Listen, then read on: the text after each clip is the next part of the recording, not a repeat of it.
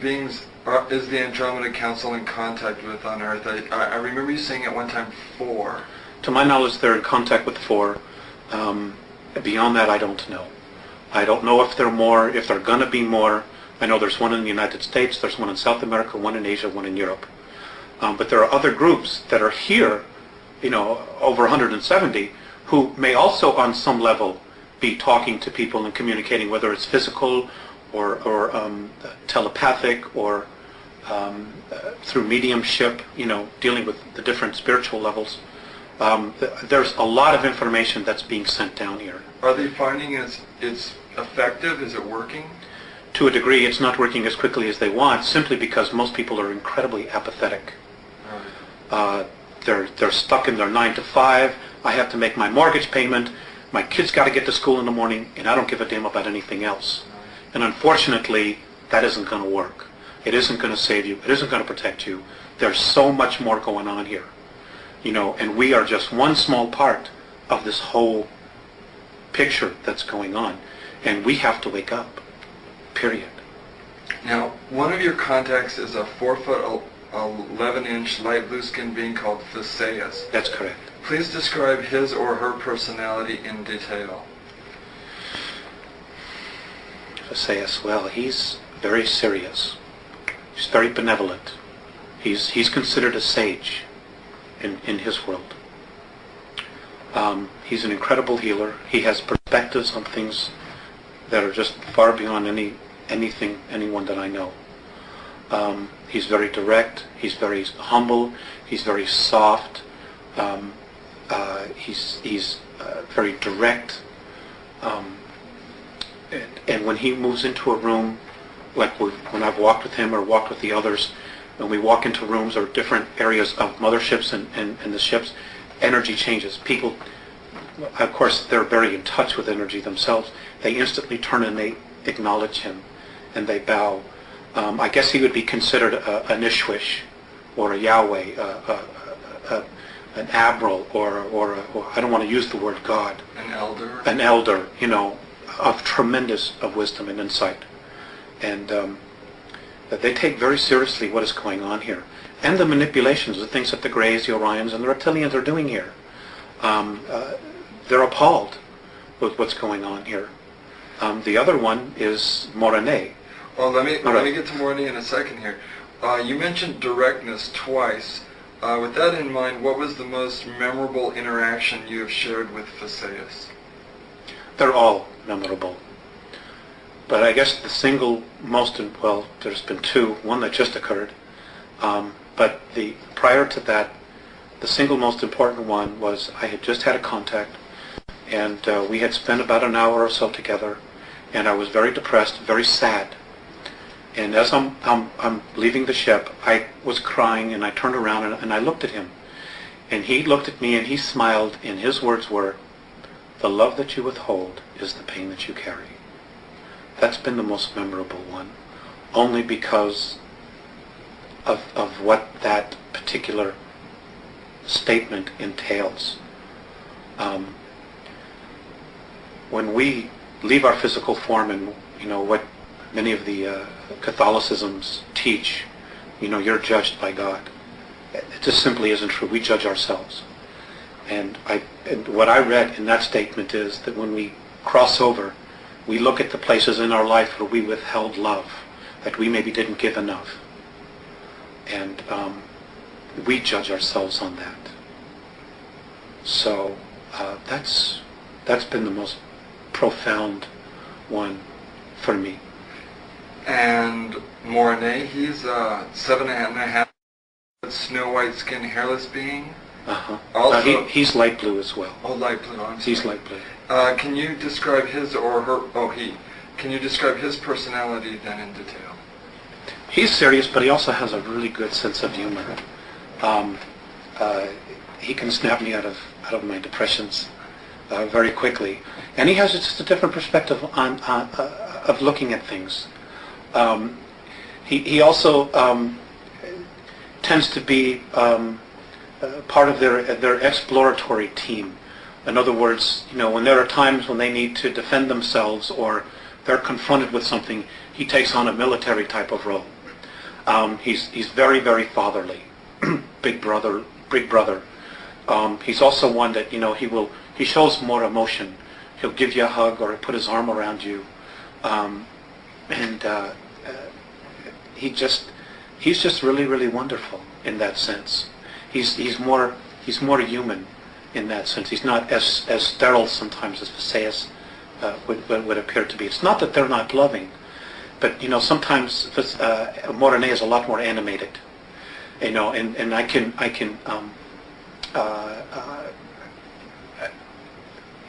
relate more to him, and I think he can relate more to the emotions that we experience here, the tremendous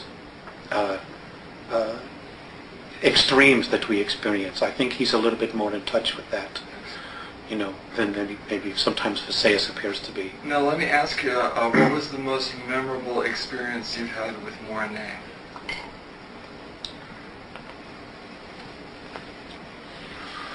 I can't talk about that. I won't talk about that. Okay. Now, please describe where and when you were born and your youth. That's not something I want to talk about either. Okay. In detail... Because it's not about me, it's about the information. Okay, that's fine. In detail, please describe your first contact at 8 years of age in 1964. I didn't really know anything about it. I just knew that I supposedly had fallen asleep, and when I woke up it was evening. Everybody had been looking for me, and I wasn't where I was. And when I took them back to show them where the imprint was, we were playing hide and go seek, and this was in the peninsula of Michigan, near Woodstock, Michigan. And people had been looking for me, and I wasn't there, and I got a spanking, because I wasn't where I was supposed to be, and I'd been missing for hours. I didn't really know what had occurred until the second contact, which was at age 14, where I was told what had happened, that they had given me a physical, they had given me a suggestion to forget because of my family members just simply wouldn't understand. And they were right. They were very right about that. Why was the physical necessary? Well, they do that all the time. They do that to everybody, to make sure that you're physically fit, because they genuinely care about your physical health. And if there are problems, they want to make us aware of it and maybe offer a suggestion, like maybe you shouldn't do this, you shouldn't do that. Some people are even experiencing healings. And it's just a genuine caring for, of acknowledging who you are, not only on a physical level, but on a spiritual level. Now, at age 14, what was the nature of that contact? I was taken out of bed, and I woke up and I was on a table in a room, and this was my first introduction to Visayas and Morene, at least conscious introduction. And they were looking down, and I did, on a soul level, experience a recognition. There was no fear whatsoever, and we talked, and they showed me some things about my physical self. They also gave me a ball which recorded my entire energy field, who I was, who I've been in past lives. And as it was recording this, I could see all these different images of who I'd been going across the screen. And they saved this, and this was put into the computer so that they would contact me and could contact me no matter where they were at any particular time that they need to. I was asked if I wanted to help them. I agreed to do this, although at the time I didn't know exactly what it would entail. I had, at any time, the choice to say no more, but it's been an incredible experience for me. Alex, I presume if you had soul recognition of them, that you had had previous incarnations with them. This is true. Do you want to talk at all about any of that? No. Okay. No, everybody on the earth is from someplace else. None of us were born and hatched here. None of us as souls were created here. We all come from another time and place. My understanding is that all of the conscious spirit that's in this universe came through different black holes from other universes in time and space, which we simply aren't privy to. So we're ancient. There's no age to us. We weren't created with the universe. We came through another universe, through the black holes, to this place that we now call our universe, to continue to evolve. That's everyone, virtually everyone. That contact at age 14, was that contact time travel in any way by the Andromedans to prepare you psychologically for your future contacts? Yes, all the contacts is where they had to come back, because they came here in 1980. Right. So they had to go back in time.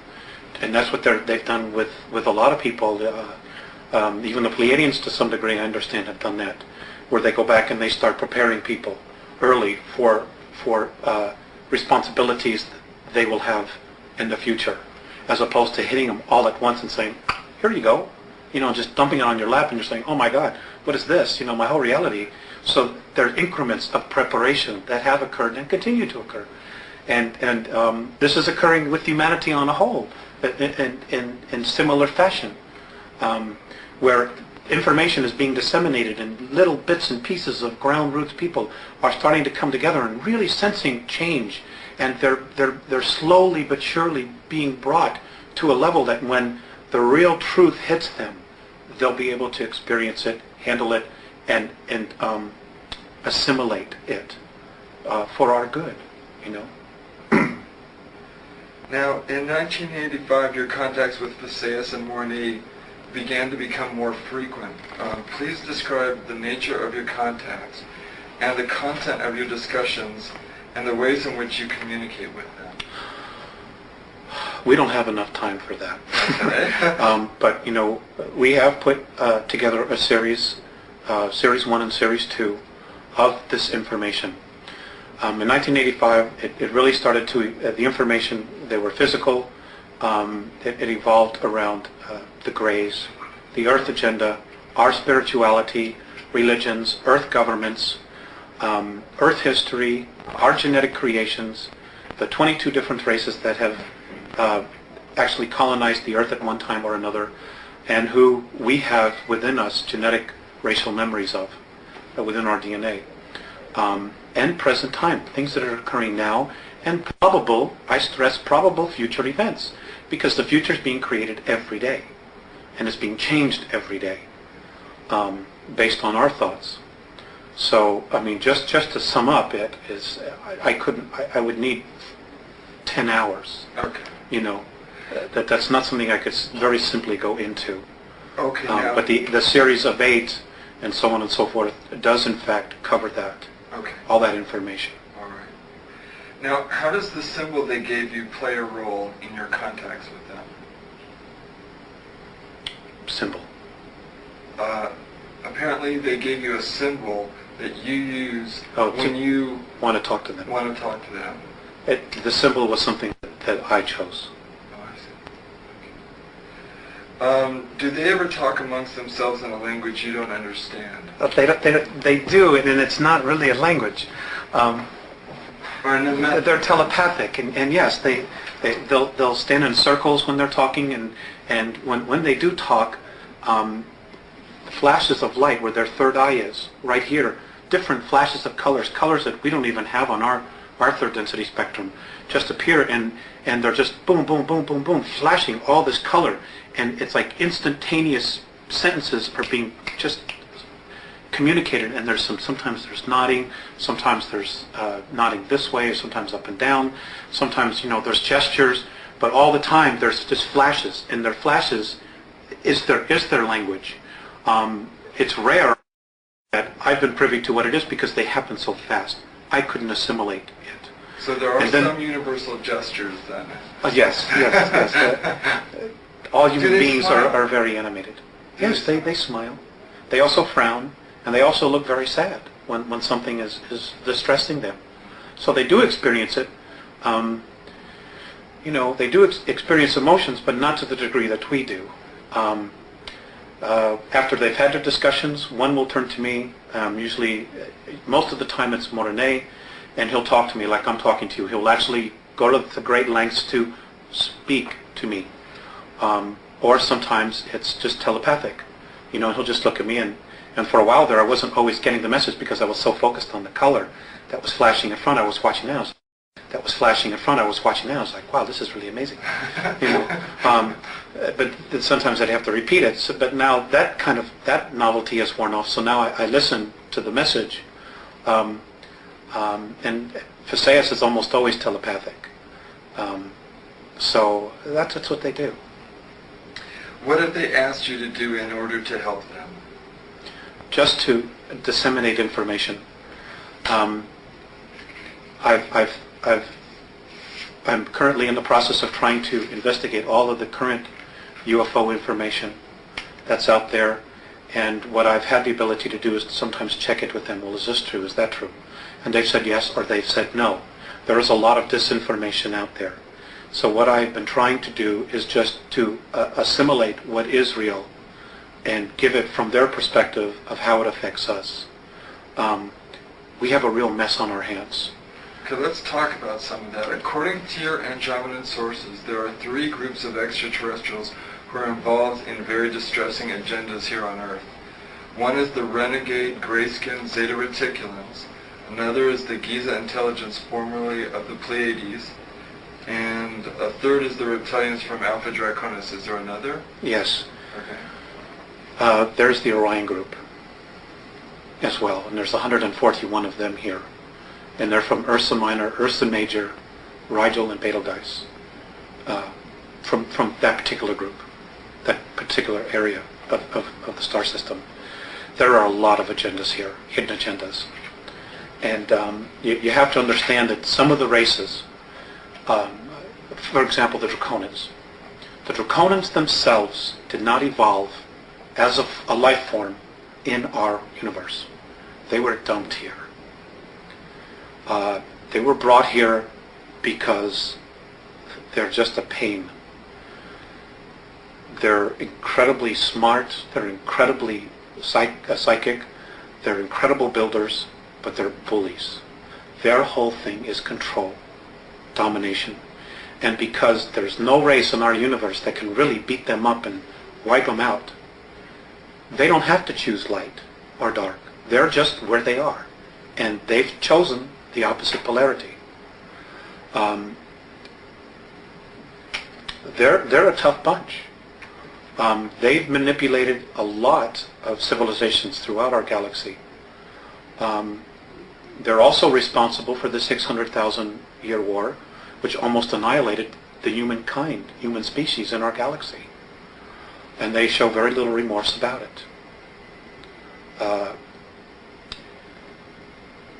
Hopefully they'll be leaving soon. But the others are life forms that have evolved, like the Orions. The Orion group has been genetically manipulated and have been deeply entrenched in Draconian belief systems. So they're carrying that energy or that torch for whatever their agendas are, as well as their own agendas. Okay? The reticulant, the Greys have been controlled and manipulated by the Orion group. So there is a system, a class system here that's been established. And this is very common in the non-benevolent or regressive extraterrestrial structures, where there's a class system of workers, warriors, administrative or priests, and then the hierarchy, the royalty. And the lower you are, the worse you're treated. We have a history of that here on our planet as well. Right. You know, The caste and we've been taught this by the aliens themselves. Right. And the Pleiadians very much were part of that as well. For a time, they were very much in that belief system. Well, let's focus for a while on the renegade Zeta Reticulans. The agenda of the gray-skinned Zeta Reticulans. Okay. Number one, I would like to say that, there's a lot of confusion that not all reticulans are evil. There are some reticulans that are incredible healers, that are incredibly benevolent. Unfortunately, most of them are getting a bad rap right now because of what the Greys are doing. And there are 5 different subspecies of Greys. May I interject here for a moment? I've heard the phrase long-nosed gray describing their physical characteristics. Those are not the benevolent reticulans. Okay. The benevolent reticulans look like children. So the non-benevolent ones are the long-nosed Greys? That's correct. That's what I thought. That's correct. Okay. And there's a lot of information that's being. Some people are experiencing real benevolent experiences with them, or they're told that they're experiencing benevolent, when in fact they really haven't. They just maybe haven't been regressed or taken deeply into their subconscious to know what is happening. They're incredible masters of mind manipulation. But anyway, their race is dying. They have been so genetically altered by the Orion group that they cannot reproduce. So they were told by the Orion group to come in here, this is how it's been related to me, to come in here and set the stage to break down the social structures so that when the Orion group and the Draconans come back, there are two classes, royalty and workers, which is exactly what they're doing. You can see that agenda happening right in the United States since the beginning of the Reagan administration. This is where focus has been. Has been on the United States, singly. And there's been a reason for that, which we'll cover in just a little bit, but let me get my thoughts out here. Which is exactly what the Greys have been told to do. And they're doing it. In the meantime, they themselves have their own agenda. They see us, because of our genetic stock, of having the DNA of 22 different races, and the racial memories, of trying to breed, to cross the genetic bridge, so that they as a race can have enough genetic stock to continue to propagate their race, which according to the Andromedans, they're destined for extinction. What they're doing is not going to have any long-term effects to propagate their race. So they're desperately trying to do what it is that they're trying to do before all the other two groups get here. The Greys also themselves want to be free from the manipulation of the Orion group, just like we as a race want to be free of their manipulation. So there's this incredible triangle of crap that's hanging all over us, and all these hidden agendas and just brainwashing and bizarre belief systems that are being thrown at us, when they should all leave. Not only the good ones and the bad ones, they should all just leave and leave us alone, which is ultimately what the Andromedans want. But unfortunately, that isn't going to happen right now, not until some changes occur. We have to begin to raise our consciousness. Right, we need to. Right. And the first thing we need to do is we need to stop warring with each other.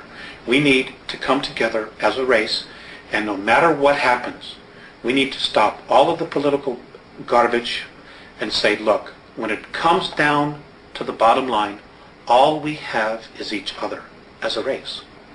Period. And this is our planet, this is our home, and there's enough of us that are polluting the planet that we need to stop. Because if we don't stop polluting the planet, Rick, we're not going to have a place to live. Period. Is there an Earth quarantine that the renegade Zeta Reticulans violated? Yes. And what was that quarantine? The quarantine was they were supposed to, well, it's the same quarantine that evolves, that any other evolving planet has. No intervention with an evolving race. But because of our genetic stock, the Greys did it. Now, but they did it in such a way that they didn't totally violate our free will. They dangled a technological carrot to the government, and the government took the bait. They said, sure, for their own reasons, they took the bait, and there was an exchange of technology, and there was a treaty that was signed, and this is a dilemma that the Andromedan Council has. If the United States military had said, go away, the Greys would have had to have left. So was this the Air Force Base situation or the Eisenhower situation where representatives, is this the one that took place in the 50s? Yes. Okay. Yes. All right, and this was with the Long-Nosed Greys then? That's true, and there were two groups there as well. The 7 from Sirius B, who are still here, were also witnesses to this, to add credence to it. Okay. So, now, and there are also, now just to add to this, the Andromedans have also said that in 1933, when the Greys really first got here, that they had actually approached the Germans, and the Germans said, no, you're out of here. We already have an agreement, and apparently the Germans were in touch with Giza intelligence. So the Greys left. They didn't pursue it at all, and they found their next opening here in the United States. Let's go digress just a moment. You mentioned Sirius B. They have a relationship with the Dogon tribes in Africa, correct? Is that correct? Yes, I understand that there is some ancestral genetic, and that there is some ancestral genetic connection there. Okay. And does that play a part in what's going on here on a global level, or is that just a kind of a minor sidelight of information? I don't think at this point they give a damn about the Dogons or the humans at all. They all have their own agendas. And the fact that the way we're being treated, and the fact that there's like no supportal information coming out of our government, or any truth that they even want to discuss, like just coming to the people and saying, look folks, we screwed up. We need your help. We need to raise a consciousness and start implementing. The fact that they don't even want to do that, tells you really, where they're at. What I do know about the Syrians is that between Sirius A and Sirius B, there is a civil war going on there. And a lot of that, and there are also 21 other systems. There's war going on in Perseus as we speak. And 21 other star systems are also looking at the potential. And it has to do with the fact that there is now an uplifting of energy in our universe that's occurring. And the two positives, fear and love, are just banging themselves at each other. And the intensity is growing.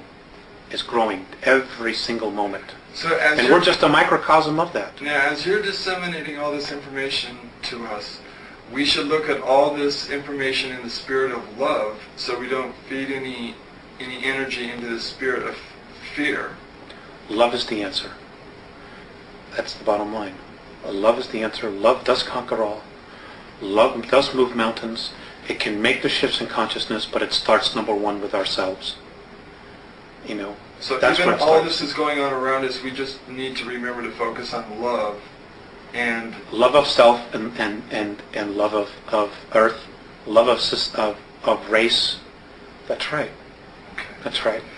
Now, when did the Zeta Reticulans begin to create their genetic atrocities? Where did this take place on Earth, and what have the results been? Well, it's occurring everywhere. Much of it is occurring underground. Some of it's occurring in the oceans. Some of it's occurring on the moon. Some of it's occurring on Phobos, the moon of Mars. It's happening in a lot of different places. Is that an artificial moon? Yes, it's absolutely. So's our moon. Our moon's artificial, completely artificial. It was brought here from Ursa Minor, apparently between 11 and 12,000 years ago. For the purpose of? Of being a satellite in a base, which they evacuated some time ago, but it's now being operational again. And I cover this in the series of 8. It came from a star system called Chata. That's for a word. That's the word they use, Chata. And it was the 17th planet out of a solar system that had 21 planets, and it was one of 4 moons. And it was brought here. It is older than the Earth. There are ruins all over it. There are bases underneath it. It's everything that we're told it isn't. So that's a whole unique story unto itself. Okay, now, what are the results of these atrocities, these genetic atrocities been, and are we going to begin to see more of them appearing? Well, the Greys are trying to create a sub-race. That is a blend between human culture, the human race, and their race. A kind of a hybrid zit. Exactly.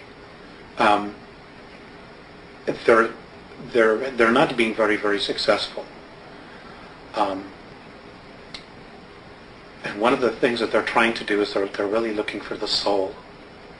They don't understand the soul. They don't understand our extremes of emotions as well, because they're very, very different from us.